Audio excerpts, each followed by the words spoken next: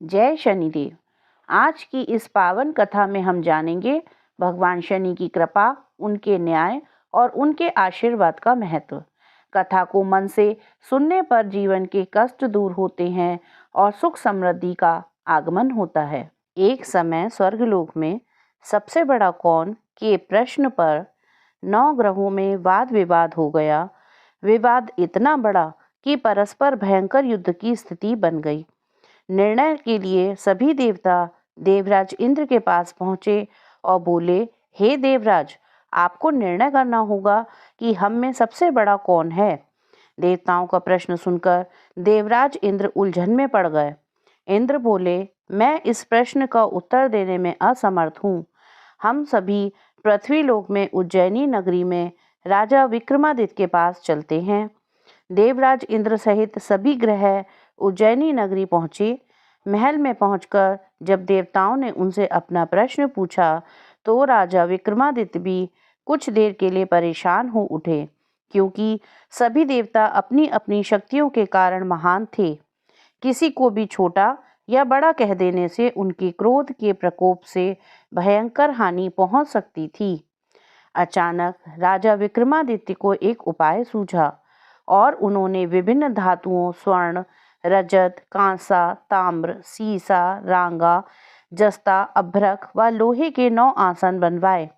धातुओं के गुणों के अनुसार सभी आसनों को एक दूसरे के पीछे रखवाकर उन्होंने देवताओं को अपने अपने सिंहासन पर बैठने को कहा। देवताओं के बैठने के बाद राजा विक्रमादित्य ने कहा, आपका निर्णय तो स्वयं हो गया। जो सबसे पहले सिंहासन पर विराजमान है वही सबसे बड़ा है। राजा विक्रमादित्य के निर्णय को सुनकर शनि देवता ने सबसे पीछे आसन पर बैठने के कारण अपने को छोटा जानकर क्रोधित होकर कहा, राजा विक्रमादित्य, तुमने मुझे सबसे पीछे बैठाकर मेरा अपमान किया है।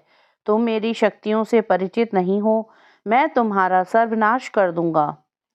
शनि ने कहा, सूर्य एक राशि पर 1 महीने, चंद्रमा 2.25 दिन, मंगल 1.5 महीने, बुध और शुक्र 1 महीने, बृहस्पति 13 महीने रहती हैं, लेकिन मैं किसी राशि पर 7.5 वर्ष तक रहता हूँ।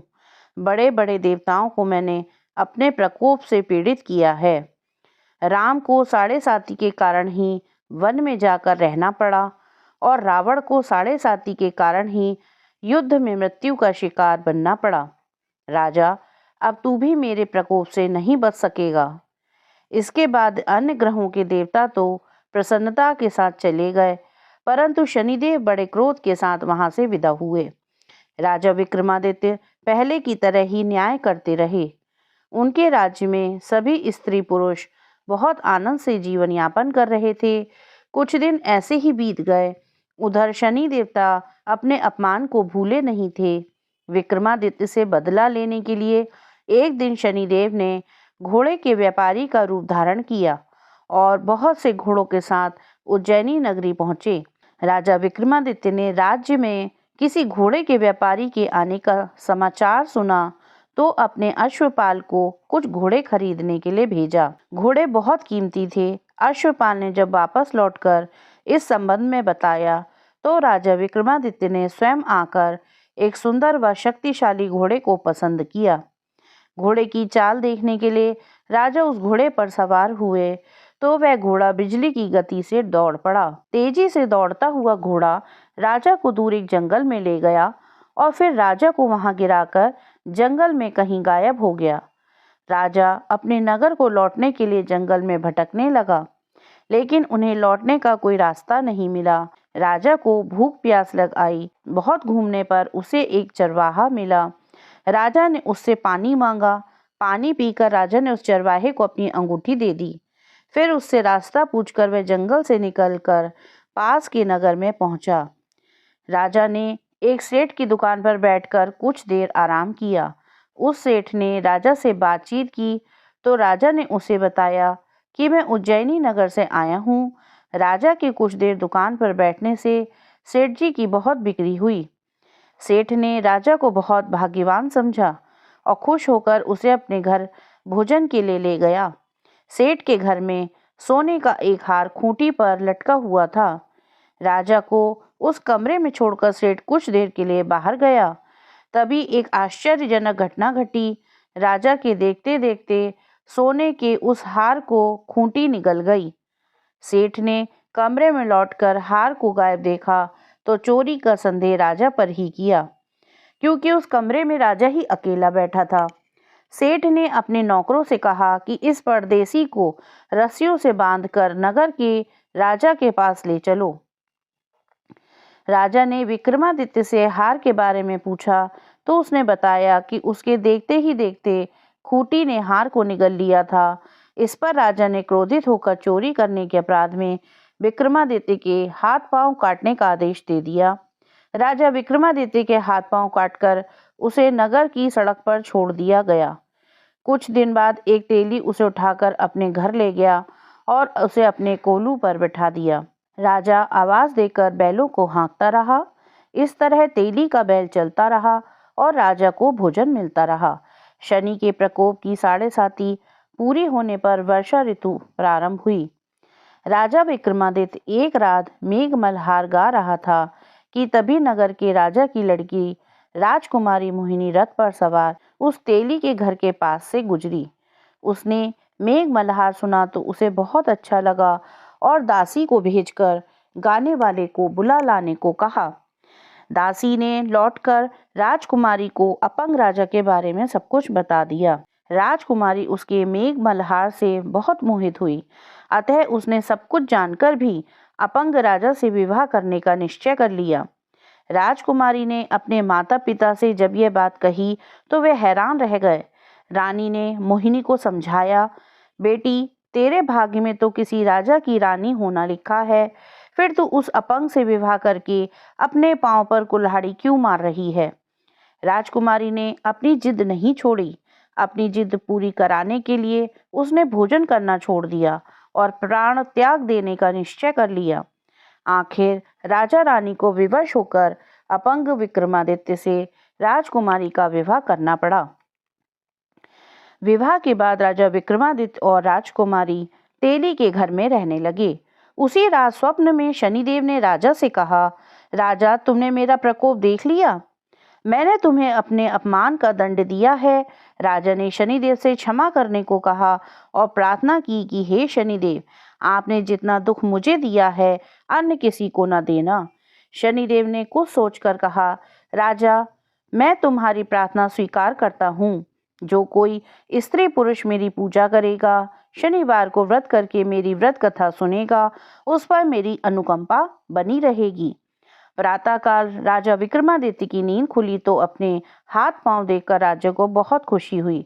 उसने मन ही मन शनिदेव को प्रणाम किया। राजकुमारी भी राजा के हाथ पांव सही सलामत देखकर आश्चर्य में डूब गई। तब राजा विक्रमादित्य ने अपना परिचय देते हुए शनिदेव के प्रकोप की सारी कहानी सुनाई। सेठ को जब इस बात का पता चला तो दौड़ता हुआ तेली के घर पहुंचा और राजा के चरणों में गिरकर क्षमा मांगने लगा। राजा ने उसे क्षमा कर दिया, क्योंकि यह सब तो शनिदेव के प्रकोप के कारण हुआ था। सेठ राजा को अपने घर ले गया और उसे भोजन कराया। भोजन करते समय वहां एक आश्चर्यजनक घटना घटी। सबके देखते देखते उस खूंटी ने हार उगल दिया। सेठ जी ने अपनी बेटी का विवाह भी राजा के साथ कर दिया और बहुत से स्वर्ण आभूषण, धन आदि देकर राजा को विदा किया। राजा विक्रमादित्य राजकुमारी मोहिनी और सेठ की बेटी के साथ उज्जैनी पहुंचे तो नगरवासियों ने हर्ष से उनका स्वागत किया। अगले दिन राजा विक्रमादित्य ने पूरे राज्य में घोषणा कराई, शनिदेव सब देवों में सर्वश्रेष्ठ हैं। प्रत्येक स्त्री पुरुष शनिवार को उनका व्रत करे और व्रत कथा अवश्य सुने। राजा विक्रमादित्य की घोषणा से शनिदेव बहुत प्रसन्न हुए। शनिवार का व्रत करने और व्रत कथा सुनने के कारण सभी लोगों की मनोकामना शनिदेव की अनुकंपा से पूरी होने लगी। सभी लोग आनंद पूर्वक रहने लगे। ओम जय शनिदेव हरे, प्रभु जय शनिदेव हरे, सकल विश्व के संकट, सकल विश्व के संकट क्षण में दूर करे। ओम जय शनिदेव हरे। तुम करुणा में स्वामी विश्व विदित देवा, स्वामी विश्व विदित देवा। भक्त हितों के रक्षक, भक्त हितों के रक्षक तनिक पाई सेवा। ओम जय शनिदेव हरे। सूर्य पुत्र भय काल मिटाओ, सबके सुख राशि, स्वामी सबके सुख राशि। दुख दारिद्र विनाशक, दुख दारिद्र विनाशक तुम चहुं दिशवासी। ओम जय शनिदेव हरे। दीन बंधु अति द्रवित दया में सबके प्राणपति, स्वामी सबके प्राणपति। प्रभु सद्मार्ग दिखाओ, प्रभु सद्मार्ग दिखाओ, करो दूर कुमति। ओम जय शनिदेव हरे। तुम सर्वत्र विराजे, तुम अंतर्यामी, स्वामी तुम अंतर्यामी। महाकाल भयहारी, महाकाल भयहारी तुम सबके स्वामी। ओम जय शनिदेव हरे। मात पिता बंधु तुम सब कुछ हो मेरे, स्वामी सब कुछ हो मेरे। पूर्ण कृपा बरसाओ, पूर्ण कृपा बरसाओ, द्वार पड़ा तेरे। ओम जय शनिदेव हरे। हो एकाग्र चेत प्रभु दया दृष्टि कीजे, स्वामी दया दृष्टि कीजे। परम भक्ति कृपाकारी, परम भक्ति कृपाकारी संकट हर लीजे। ओम जय शनिदेव हरे। होए मनोरथ सुफल भक्तों की नैया पार करो, स्वामी नैया पार करो। चरण पड़ा प्रभु तेरे, चरण पड़ा प्रभु तेरे, सर पे हाथ रखो। ओम जय शनिदेव हरे। श्री शनिदेव कृपाकारी दूर अज्ञान करो, प्रभु दूर अज्ञान करो।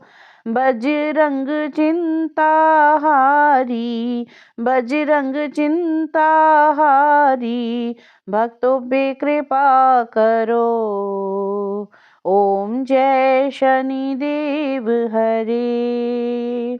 ओम जय शनिदेव हरे। स्वामी जय शनिदेव हरे।